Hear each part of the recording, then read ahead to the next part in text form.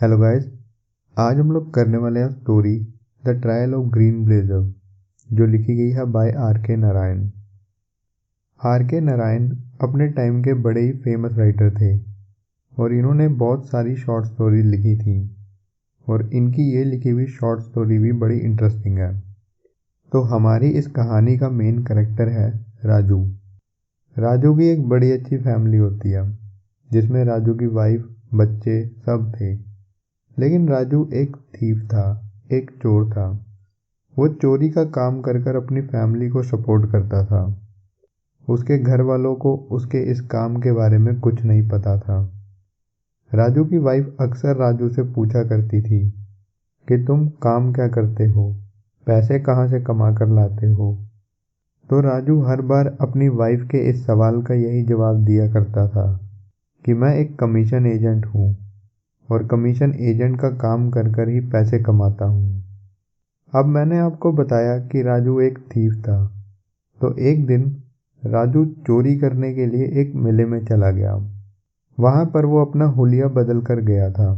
वहाँ पर वो एक आम गांव वाले की तरह बनकर गया था। उसने सर पर पगड़ी और एक धोती पहनी हुई थी और बाकी उसकी बॉडी पर कोई कपड़ा नहीं था। और मेले में पहुंचकर वो वहाँ पर किसी अमीर आदमी को ढूंढने लगा जिसकी जेब वो काट सके, जिसका वो पर्स चुरा सके। और वहीं मेले में उसे एक आदमी ग्रीन ब्लेजर पहना हुआ नजर आया, ग्रीन कोट पहना हुआ नजर आया। और राजू ने जब उसका हुलिया देखा तो राजू को लगा कि ये आदमी बड़ा ही अमीर होगा। राजू उस आदमी का थोड़ी दूरी बनाकर पीछा करने लगा। राजू ने सोचा कि मैं इसी का पर्स चुराऊंगा। अब उस आदमी का पीछा करते हुए राजू ने नोटिस किया कि उस आदमी की आवाज़ बड़ी ही अलग है, बड़ी ही रफ सी आवाज़ है उसकी। क्योंकि वो आदमी जिसने ग्रीन ब्लेजर पहना हुआ था वो एक कोकोनट स्टॉल पर खड़ा होकर कोकोनट ले रहा था और वो कोकोनट वाले से प्राइस को लेकर बहस कर रहा था। तभी राजू ने उसकी आवाज़ सुनी और उस ग्रीन ब्लेजर वाले आदमी का ऐसा बिहेवियर देखकर राजू ने अंदाज़ा लगा लिया कि ये आदमी बड़ा ही कंजूस और खड़ूस किस्म का होगा। और कोकोनट वाले के पास से बहस करने के बाद वो ग्रीन ब्लेजर वाला आदमी एक बलून की शॉप पर चला गया। लेकिन वो बलून वाले से भी काफ़ी बहस करने लगा। एक बलून खरीदने के लिए वो ग्रीन ब्लेजर वाला आदमी बलून वाले से कहने लगा कि मैं ये बलून अपने बिन माँ के बच्चे के लिए खरीद रहा हूँ, तो तुम इसका प्राइस ठीक ठीक लगाओ। और उसने बलून वाले से ये भी कहा कि मैंने अपने छोटे से बच्चे को प्रॉमिस किया है कि मैं उसके लिए एक बलून लेकर आऊँगा, और अगर अब मैं बलून लेकर नहीं जाऊँगा तो वो बहुत ज़्यादा रोएगा। मेले में ये सब चल रहा था, लेकिन राजू ने ग्रीन ब्लेजर वाले आदमी का पीछा नहीं छोड़ा। उसकी नज़र और उसका दिमाग सिर्फ उसका पर्स चुराने में था। वो उसे फॉलो करता रहा और सही मौका देखते हुए राजू ने उसका पर्स भी चुरा लिया। ग्रीन ब्लेजर वाले आदमी का पर्स चुराने के बाद राजू बहुत खुश था, क्योंकि उसके पर्स में उसे 30 रुपये और कुछ चिल्लर मिल गए थे। वो सोच रहा था कि अब उसे कुछ दिन तक कहीं चोरी करने की ज़रूरत नहीं पड़ेगी। इतने पैसों में कुछ दिनों तक उसका गुजारा आराम से हो जाएगा। और वो सोच रहा था कि इतने पैसों में तो शायद वो अपनी फैमिली को कहीं मूवी दिखाने या खाना खिलाने के लिए बाहर भी ले जा सकेगा। अब उस पर्स में से जो 30 रुपये मिले थे, राजू वो निकालकर अपनी जेब में रख लेता है और बचे हुए चिल्लर वो पास बैठे हुए भिखारी को दे देता है। अब राजू को पैसे मिल गए थे, उसकी चोरी पूरी हो गई। तो अब राजू सोचता है कि मैं इस खाली पर्स का क्या करूं। और जब वो ये सोच रहा था तो उसे सामने ही एक कुआं दिखाई देता है और वो डिसाइड करता है कि मैं इस खाली पर्स को कुएं में फेंक देता हूँ।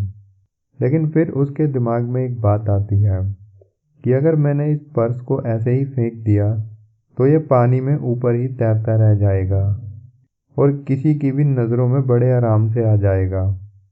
तो राजू उस पर्स को अच्छी तरह पानी में डुबाने के लिए उस पर्स में कुछ पत्थर भर देता है, ताकि पत्थरों की वजह से उस पर्स का वज़न बढ़ जाए और वो पानी में अच्छे से डूब जाए और किसी को भी नज़र ना आए।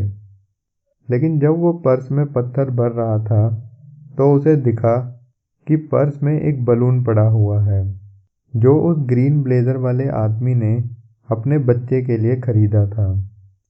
राजू एक चोर था, लेकिन वो दिल का बड़ा ही अच्छा इंसान था। उस बलून को देखकर वो सोचने लगा कि अगर ये बलून उस छोटे बच्चे को नहीं मिला तो वो बच्चा बहुत ही ज़्यादा रोएगा और शायद वो खड़ूस ग्रीन ब्लेज़र वाला आदमी उसे डांट या मार भी लगा दे। उस छोटे से बच्चे के बारे में सोचते हुए राजू डिसाइड करता है कि वो ऐसा नहीं होने देगा और वो सोचता है कि मैं इस पर्स को उस ग्रीन ब्लेज़र वाले आदमी के पास वापस पहुंचा दूंगा। राजू उस पर्स में बलून डाल देता है, लेकिन पैसे अपने पास निकाल कर रख लेता है। अब राजू वापस उस मेले में जाकर उस ग्रीन ब्लेज़र वाले आदमी को ढूंढने लगता है। कुछ देर तक ढूंढने के बाद राजू को वो ग्रीन ब्लेज़र वाला आदमी दिख जाता है और जब वो उसकी पॉकेट में उसका पर्स वापस रख रहा होता है तो उसी वक्त वो ग्रीन ब्लेज़र वाला आदमी उसे पकड़ लेता है और सारे मेले में ज़ोर ज़ोर से चिल्लाने लगता है, चोर चोर चोर। और ऐसी आवाज़ सुनते ही मेले में सारे लोग इकट्ठा हो जाते हैं। तब राजू उन लोगों को समझाता है कि मैं तो सिर्फ इसका पर्स इसकी जेब में वापस रख रहा था, इससे ज़्यादा मैंने कुछ भी नहीं किया। लेकिन वहाँ पर इकट्ठा हुई भीड़ राजू की कोई बात नहीं मानती और वहीं पर पुलिस को बुला लेती है। और अब जब राजू मैजिस्ट्रेट के सामने जाकर भी ये बात बोलता है कि मैंने उसका पर्स नहीं चुराया, बल्कि मैं तो उसका पर्स वापस उसकी जेब में रख रहा था, तो मैजिस्ट्रेट भी उसकी इस बात पर यकीन नहीं करता। यहाँ तक कि उसकी अपनी वाइफ भी उसका इस बात पर यकीन नहीं करती और एंड में राजू को जेल हो जाती है। लेकिन जेल में अपनी सज़ा काटने के बाद जब राजू जेल से निकलता है तो राजू जेल के बाहर आकर एक बात बोलता है कि आगे से मैं कभी भी किसी का पर्स वापस रखने नहीं जाऊंगा। इसका मतलब कि मैं आगे से कभी भी किसी की भलाई के चक्कर में अपना नुकसान नहीं होने दूंगा। तो ये थी हमारी स्टोरी। आई होप आपको वीडियो अच्छी लगी होगी। वीडियो अच्छी लगे तो चैनल को लाइक शेयर एंड सब्सक्राइब ज़रूर करें। वीडियो देखने के लिए थैंक यू।